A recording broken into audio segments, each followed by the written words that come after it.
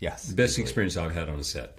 Not only someone who artistically I respect and admire and revere, but off screen happens to be one of my best friends. Yeah. And that it's just a combo that is, it's hard to find. We met 17 years ago on a movie and have been great friends ever since and looking for something to do.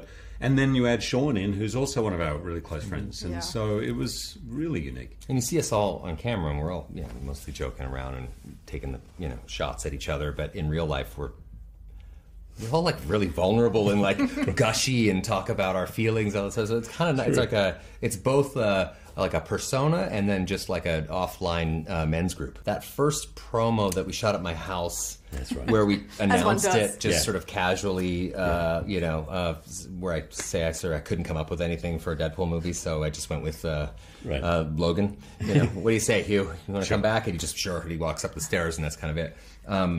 That was when that teaser, which had no iconography, no suits, no anything, that blew up the internet. That was when I was like, oh wow, you're scratching an itch at something that people want but don't necessarily know they want yet, and that was wild. First time I knew about this was when I saw Deadpool 1, about 3 days after I'd announced that Logan was going to be my last movie. And I meant that, And I was like, hang on a sec. I could see the movie. So, yeah. I also wanted to... I was so bummed when you said that, too. I mean, I was more than bummed. I was genuinely... I was depressed about that. I wrote a short that goes in the beginning of Logan. It's called No Good Deed. And so when people went to the movie theater, there was like a 2-minute Deadpool short at the beginning with all little like Logan Easter eggs and all kinds of stuff. But I think I just wrote that so those two characters could be closer to each other. I mean, it was just... There's nothing in it for me for a short. I don't know why you would do one other than for that reason. But that was the only time I thought we'd ever get to be on screen together. Yeah. If the multiverse really existed, what would I do for a living?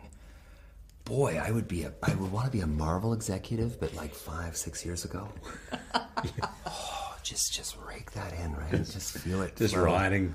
Yeah, just like, is it Scrooge McDuck who dives into the gold, who has like a huge, that's what I'd do.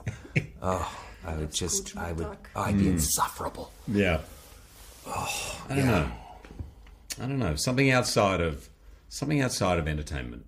I don't know what it would be though. I'm not sure. Maybe teaching, actually. You mentioned that before, but I'm thinking about teaching. Well, I don't know what it is. Maybe around acting. Yeah. Honestly, yeah.